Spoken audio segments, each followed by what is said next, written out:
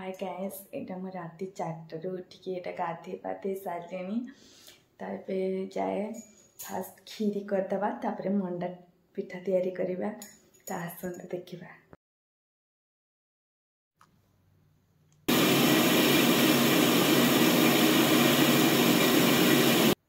चारटू तो गाधे पाधे मो पिठा तैयारी कर देथिली तापर एटा लास्ट मो खीरी बने देथिली।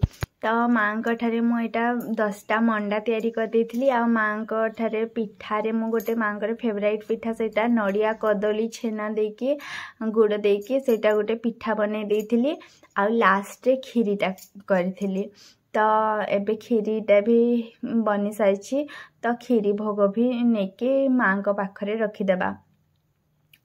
खीरी भोगटा बहुत टेस्टी लगुला कहीं यहाँ माँ ठारे जेहेतु भोग लगी माँ को भी आशा करुँच भल लगी कहीं जेहेतु सेटा भोग लगी जाइए सेटा प्रसाद हो गला। तो प्रसादटा खाइबापी तो बहुत ही टेस्टी लगे ना। तो माँ को जहाँ भी भोग होता सब बहुत बढ़िया ही लगुला। तो मु सबू जिनस एकाठी करदेली कहीं पर पूजारू आ उठा कथा नुहे कहीकि सबू जिनस को मु एकाठी रखीदेली सबू फलमूल को भी एकाठी काटिकी रखीदेली। फलमूल मु कदली नड़िया डालिंब पिजुली सेव जहाँ घरे थिला सब टिके टिके काटिकी माँ पाखरे नहीं कि रखीदेली आउ दीप मध्य लगे देथिली।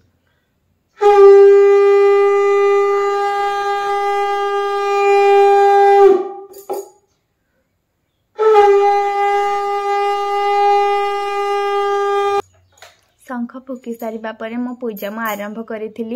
तो माँ ठारे प्रथमे फूल दे देथिली तापरे अँला पत्र आ दुब घास दे देथिली।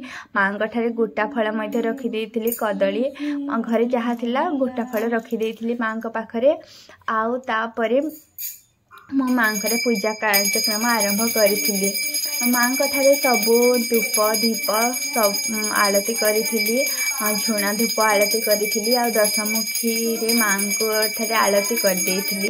तो से सब कला बेले मनरे खाली भक्ति भाव ही आनिबार कथा कहीं जेते बेले पुराण कथा पढ़ू श्रिया चंडालुणी केमिति ता भक्ति बल रे माँ को ताको घर पर्यंत आनी पारिथिला से कथा भाविले मनरे भी लागे सतरे आमे भी श्रिया चंडालुणी परी हो पारंतु कि सी जमती माँ दर्शन पाइथिला आमको भी सेमती माँ दर्शन टिके मिली पारंता कि सेटा खाली मु भाबु थाए आ माँ रूप को मो इमाजिन करी थाए। माँ से साक्षात लक्ष्मी रूप सतरे केते मनलोभा होई नथिबो से कथा ही भाबुथिली। तापरे माँ को मु आलती करी आउ मनरे खाली माँ प्रति माँ दर्शनाम धरी डाकु थाए आ माँ पूजा रे लगी थाए।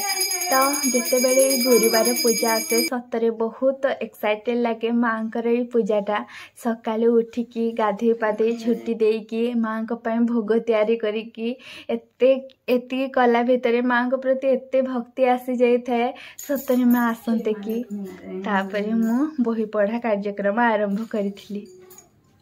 नमस्ते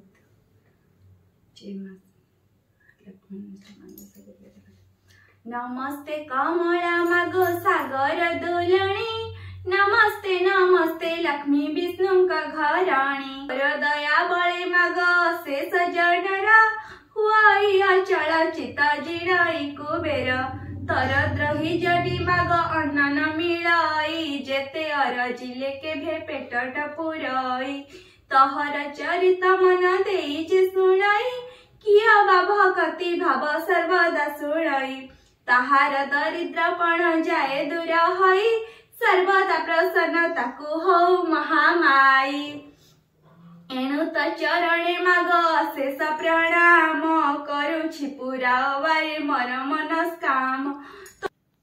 माँ पूजा सारू सारू सकाळ पूरा हो जाइथिला। तो माँ को बाहर मध्य पणा पानी मु देइथिली आउ माँ को आह्वान करी। तो तापरे ମୁଁ ସବୁ ମୁଁ ଝୁଟି ଦେଇଥିଲି। ତ ବେଶୀ କିଛି ଭଲ ଭାବରେ ଦେଇପାରିନଥିଲି, କାହିଁକିନା ଛୋଟ ଛୁଆ ସେ ବେଳେବେଳେ କାନ୍ଦୁଥିଲା, ତ ତାକୁ ହାତରେ ଧରିକି ବି ଝୁଟି ଦେବା ଲାଗି ପଡ଼ୁଥିଲା।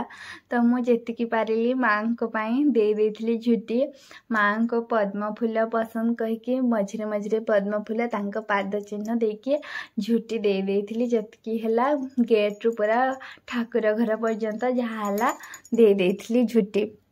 ତାପରେ ଝୁଟି ଦେଇ ସାରିବା ପରେ ଝୁଟିର ଭିଡ଼ିଓ ବନେଇ ସାରିବା ପରେ ଆସିକି ମାଆଙ୍କୁ ଠାରେ ଆଉଥରେ ମୁଣ୍ଡିଆ ମାରିଥିଲି, ଆଉ ମୁଁ ପୂଜା କାର୍ଯ୍ୟକ୍ରମ ସମାପ୍ତ କରିଥିଲି। ତାପରେ ଯାଇକି ମୁଁ ଲଞ୍ଚ ପ୍ରିପେୟାର କରିଥିଲି।